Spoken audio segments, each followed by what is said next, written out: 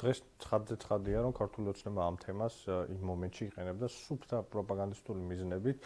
ეს ხო ერთ-ერთი ყველაზე არაადამიანური კამპანია, რომელსაც აწარმოებდნენ, რომელსაც ჯანმრთელობა შეეწირა ორი ძალიან დაფასებული ასაკოვანი პროფესორის და მათ ცხოვრების ტრაგედია გახდა.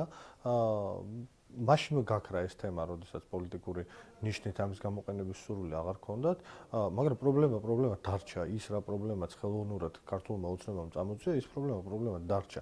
დემარკაციის პროცესი იქ არ გაგრძელებულა.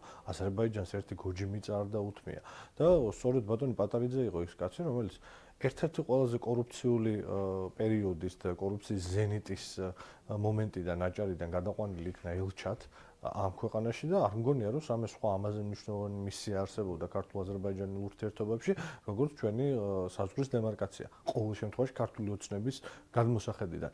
ამიტომ აბსოლუტურად გაუგებარია, როგორ შეიძლება ახლა ამ კაცზე ილაპარაკო, რომ ის არის წარმატებული საჯარო მოხელე და ყველა მისიას კარგად გაუძღვა, როდესაც 6 წლის შემდეგ ბრუნდება აზერბაიჯანიდან და არც ჩიჩხიტურის და ზოგადად გარეჯის პრობლემა გადაჭრილი არ არის ქართული ოცნებისთვის და საქართველოს სასარგებლოდ. შეიძლება ბატონი პატარიძე იყოს კარგი ნათლია, კარგი ბიძაშვილი, კარგი ბიძა, კარგი მამა, მაგრამ ის არ არის კარგი საჯარო მოხელე, ის არ არის წარმატებული, მასთან დაკავშირებული არის ერთის მხრივ აჭარაში კორუფციის ზენიტი და შემდგომ სრული უმოქმედობის 6 წელი, როგორც საქართველოს ელჩი აზერბაიჯანში.